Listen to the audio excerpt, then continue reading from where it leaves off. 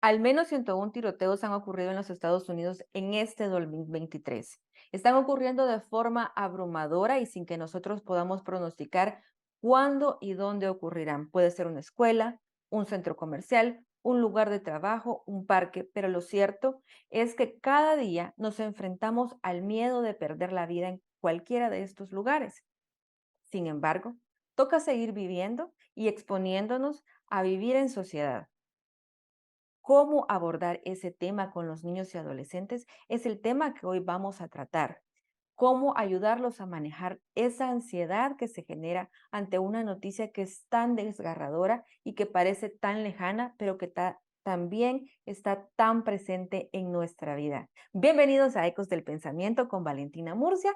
Este día tengo el gusto de presentar a la licenciada Marta Rivas, quien nos va a estar conversando sobre este tema, y también quiero hablarles un poco acerca del background y de la experiencia que ella tiene para abordar el tema. Ella posee un máster en psicología infanto-juvenil del Instituto Europeo de Psicología Aplicada, pertenece al Consejo para Niños Excepcionales en Estados Unidos y es fundadora y directora del Centro Psicopedagógico Aprendo, y además ha dirigido investigaciones en diferentes organismos internacionales. Así que quiero empezar dándole las gracias por haber aceptado esta entrevista para Ecos del Pensamiento. Bienvenida.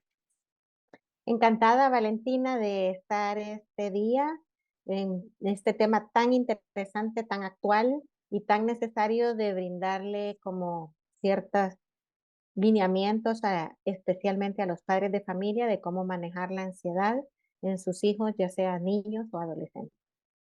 Y es que le comentaba, licenciada, que están ocurriendo de forma abrumadora, ¿verdad?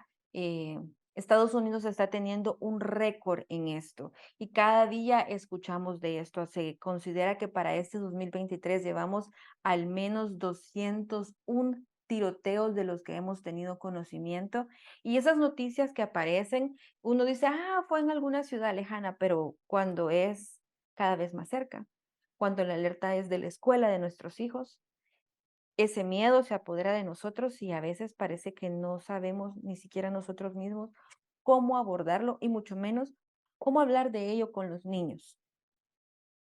Sí, bueno, el efecto que va a tener este tema de los tiroteos en los niños, sobre todo en aquellos que afortunadamente hasta el momento no han experimentado eso en manera directa en su propia escuela. Yo considero que va a depender de varios factores, no hay un factor único. Definitivamente es determinante la forma en que los adultos que están alrededor del niño, en especial los padres, pero también otros cuidadores y maestros, manejen el tema con el menor de edad. De la actitud que ellos tengan va a depender muchísimo, sobre todo contemplando el factor edad. Mientras más pequeño es el niño, más determinante va a ser que va a estar vinculada la reacción del niño a la reacción, por ejemplo, del padre de familia. Si el padre de familia comienza a manejar demasiada angustia, tiene serias dudas sobre la conveniencia o no de enviarlo todos los días a la escuela, si da las recomendaciones a su hijo en una forma con demasiado sentido de alarma, pues obviamente eso se va a reflejar en que el nivel de ansiedad del niño va a ser significativamente mayor. Ese efecto se va disminuyendo en la medida que el estudiante es de mayor edad. El adolescente ya no reacciona tanto a la angustia del padre, sino ya tiene como sus propios criterios. Pero en el caso de los niños muy pequeños, sí, para poder hacer un adecuado manejo de ansiedad, los padres tienen que ser muy cautelosos en la forma en que dan las recomendaciones, en la forma que hablan con ellos sobre el tema del tiroteo, en la forma como establecen, digamos, planes de acción de qué vamos a hacer si enfrentamos este tipo de situaciones. Si el padre de familia lo logra hacer en una forma ecuánime, calmada, dándole a entender al niño que existen cosas reales que puede hacer para minimizar los riesgos, hace sentir al niño más tranquilo, más seguro, ¿verdad? Eh, en el caso particular de otros cuidadores o de los docentes, en el ambiente escolar, a mí me parece importantísimo hacer ahí un llamado de que se tiene que cerciorar el centro educativo que el discurso que hagan todos los docentes sea equilibrado y parejo, que todos den como la misma recomendación. Porque yo ya he tenido casos en donde ante un simulacro, por ejemplo, de tiroteo, los maestros no han manejado ese discurso unificado y ya han habido maestros de primaria que le dicen a los niños, si cuando tú estás en el baño suena la alarma de tiroteo, ni te molestes en regresar al aula porque no te voy a abrir. Entonces eso genera mucha angustia en un niño, hasta el punto de que eh, este niño en particular al que me estoy refiriendo ya no quería ir al baño durante toda la jornada escolar. Y eso pues es perjudicial para su salud. Y al investigar un poquito más, pues la realidad es que esa no era la recomendación que la administración escolar había dado. Los demás maestros en ningún momento les dijeron eso a sus estudiantes. Fue solamente esa maestra en particular que ella así lo interpretó, así lo entendió y así se lo transmitió a sus estudiantes, generando como mucha angustia, ¿verdad? Otro factor, además de la edad del estudiante, de la forma de manejo de los adultos, de si hay un criterio unificado de parte de la institución educativa de cómo se va a transmitir la información, es si existe en el estudiante o no alguna condición preexistente, porque probablemente muchos en el salón de clases escucharon la misma recomendación y no le pusieron mayor atención, no les afectó, siguen yendo al baño sin ninguna dificultad, pero habrá algún par de estudiantes que sí. ¿Por qué? Porque tienen una base ansiosa, a lo mejor no se ha diagnosticado un trastorno de ansiedad, pero los hace quedarse dando vueltas a la recomendación, planteándose posibles escenarios que aún no han sucedido y empiezan a elevarse los niveles de ansiedad. Entonces, el manejo de este tipo de situaciones en estudiantes, que sabemos que sí los hay, y muchos, desafortunadamente, que tienen condiciones en aspectos de salud mental como ansiedad, depresión, trastornos de alimentación, etcétera, eso los hace más vulnerables a experimentar ansiedad ante el tema de los tiroteos e incluso ante la participación en los simulacros. ¿A qué signos de ansiedad debemos de poner atención? ¿Cómo se manifiesta? Pues las manifestaciones van a variar también dependiendo de la edad del niño, pero algo a lo que los padres de familia deben poner mucha atención es cuando el niño comienza a presentar algo que nosotros denominamos somatización.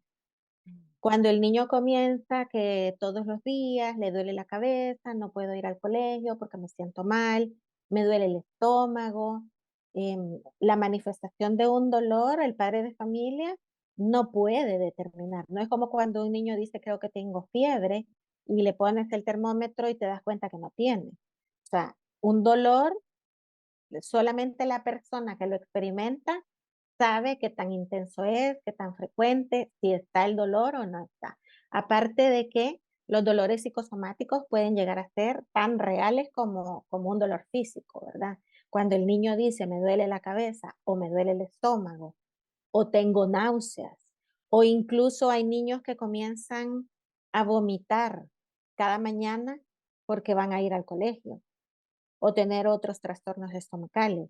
Esos son somatizaciones que nos sugieren que hay algo en el ambiente escolar que le está generando ansiedad al niño y que eh, no le permite sentirse seguro. Y ese es uno de los principales planteamientos que, que tenemos que hacernos. Claro que es muy difícil el manejar que haya tiroteos en otros lugares, pero un centro educativo es un lugar que tu hijo visita todos los días, de lunes a viernes, y por un periodo bien prolongado de tiempo. Es un lugar en donde él se necesita sentir realmente seguro. Y es que definitivamente nosotros como padres no logramos controlar, en el estado de Texas, por ejemplo, la aportación de armas. Existen leyes bastante permisivas en este sentido, ¿verdad? Y aunque a nivel federal se intenta controlar la venta de algunas cosas, eso no está, digamos, de parte de nosotros. Y lo que nos toca a nosotros desde casa, desde nuestro lugar, es ayudarlos a manejar esas emociones. Creo personalmente que sin invalidarlos y decirles no pasa nada, porque sí está pasando, es real, es una amenaza latente, pero ¿cómo los ayudamos a manejar esa emoción en ellos? Bueno, cuando decimos, en primer lugar, cuando decimos que la forma en que el adulto lo maneje va a ser muy determinante para la forma en que el menor de edad lo logre manejar, eso significa que el propio padre de familia tiene que tomar ciertas acciones. Eh, Nos sentimos más angustiados ante lo impredecible, nos sentimos más angustiados ante lo que se sale de nuestro control. Entonces nosotros necesitamos retomar cierto control para podernos sentir seguros y poder transmitir esa seguridad a nuestros hijos. ¿Cómo lo pueden hacer los padres? Definitivamente no está al alcance de un padre de familia determinar si en un estado la aportación de armas se favorece o no. Pero sí está dentro de los alcances de un padre de familia el involucrarse en todas las actividades del centro educativo y ser muy asertivo y saber exactamente cuál es el plan que tiene la escuela de mi hijo. ¿Lo están haciendo bien? ¿No lo están haciendo bien? ¿Qué puedo aportar yo? ¿De qué manera puedo colaborar? A lo mejor hay algunos padres de familia que tienen experiencia en el manejo de estos y no se involucran. Y si el padre de familia se involucra, sabe exactamente cómo se va a manejar, se siente satisfecho de lo que el centro educativo está haciendo, de la forma como lo está transmitiendo a sus hijos, pues recupera al menos parte del control y la seguridad y la tranquilidad de que estoy haciendo todo lo que está a mi alcance. Sí, definitivamente creo que eso es determinante. Y en el tema de minimizar los sentimientos de los niños, yo creo que es importante que en los hogares abramos espacios para que los miembros de la familia tengan la posibilidad de hablar de cómo se sienten, sin que les digamos a nuestros niños, no pasa nada, esto es ridículo, ¿por qué tienes miedo? Aquí nunca ha pasado nada. O sea, el miedo es un sentimiento muy fuerte, es real, el niño lo está experimentando. Entonces, la primer cosa que necesita es sentirse comprendido, no invalidado. Es una forma también de hacerle sentir que su círculo de confianza está ahí para él. Definitivamente sí. Y cuando el padre de familia tiene la posibilidad, no solo de escucharlo, hacerlo sentir entendido, sino de transmitirle, pero estamos tomando acciones para poder regular esta situación, para que tú puedas estar en un ambiente más seguro. Yo estoy formando parte del grupo de padres de familia que trabajan en eso. En cuanto si suena la alarma de algo, yo voy a estar ahí, afuera del centro educativo. O sea, todo eso le transmite tranquilidad y seguridad al niño. Licenciada, hay otra pregunta que a mí me llama la atención con respecto al manejo de esto. Hay niños dentro de las escuelas que están dando falsas alarmas con respecto a la aportación de armas dentro del centro escolar. Cuando los revisan, no tienen nada, sin embargo, diga, de alguna manera llaman la atención, ¿verdad? Encienden todos los focos de alerta, los profesores, los directores, todos los asistentes están sobre él. ¿Cómo hablar con los niños también para que tengan un poco de sensibilidad y de empatía ante una situación como esta y evitar que lo estén haciendo en las escuelas? Yo creo que tiene que haber una combinación, no es un aspecto que deba ser tratado solamente disciplinariamente, ¿verdad?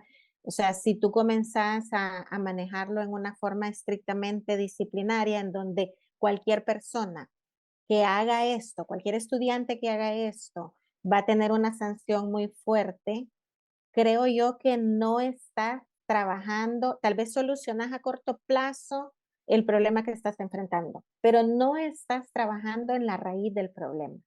Yo siento que nuestros niños necesitan tener en las escuelas procesos de adquisición de habilidades sociales saludables. Estos niños que utilizan este recurso habiendo un problema tan serio de tiroteos a lo largo y ancho del país, em, en las escuelas, realmente siento que están mal socializados. No están tomando en consideración los sentimientos de los demás, la preocupación de los demás, eh, creen que esto es simplemente es una broma fuerte de mal gusto y que puede tener consecuencias muy graves.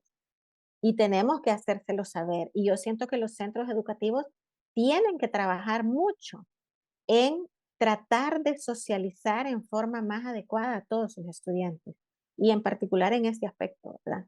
Porque esto no es gracioso. En este tema de socializar y de ser más empáticos, podemos decir que también hay muchos niños que están conectados a videojuegos. ¿Qué tan cierto es esta idea generalizada de que de alguna manera los videojuegos hacen que el niño pierda esa conexión con la realidad o no distinga la realidad de la ficción? Porque muchos de estos juegos están relacionados a robos, asesinatos, y es sangre, aunque es un mundo virtual, pero los niños están concentrados en eso. Bien, la pregunta es bien interesante y creo que amerita que nos detengamos un poquito en este aspecto.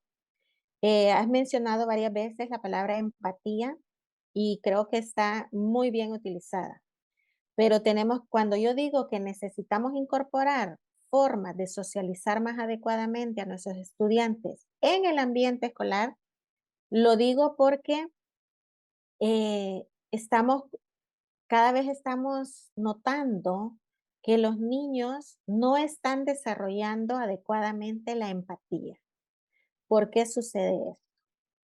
Es bien interesante el saber que la parte del cerebro que está asociada a la empatía también es la parte del cerebro que se relaciona con la lectura a profundidad.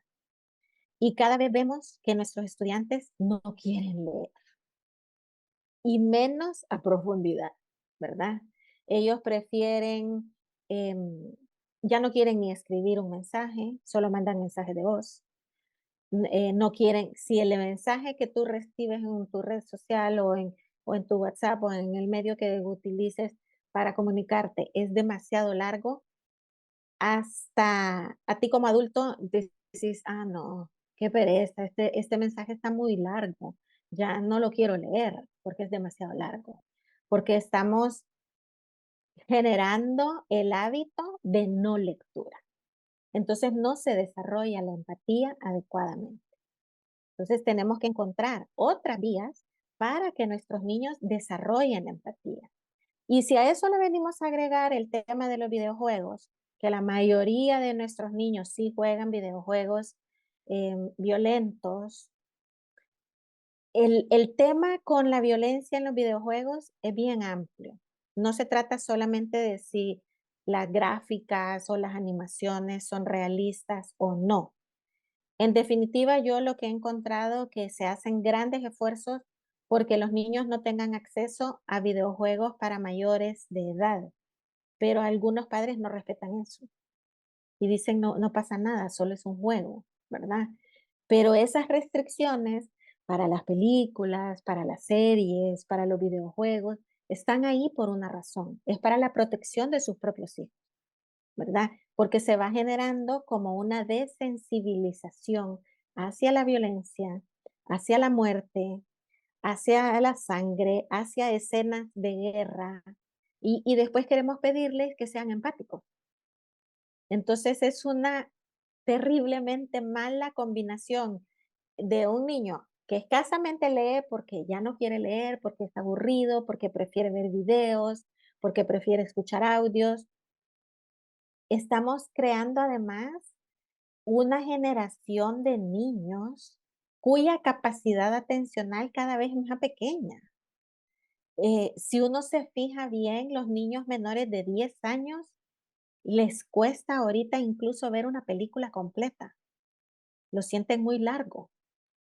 Empezaron que solo querían ver un video de YouTube que tal vez duraba, no sé, 12, 15, 17 minutos, pero se centraban, porque me imagino lo has visto, se centran en una parte del video que les gusta, que les parece gracioso y solo miran ese pedacito una y otra vez. Pero luego viene y aparece TikTok y este tiene una duración de 2, máximo 3 minutos.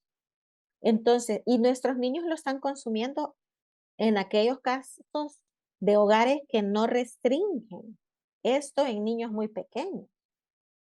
Y entonces estamos entrenando al cerebro a poner atención 2 o máximo 3 minutos y cambiar de tema, y cambiar de tema, y cambiar de tema. Y después queremos meter a un estudiante 45 minutos a un salón de clase y que escuche a una maestra o un maestro hablar del mismo tema todo ese tiempo.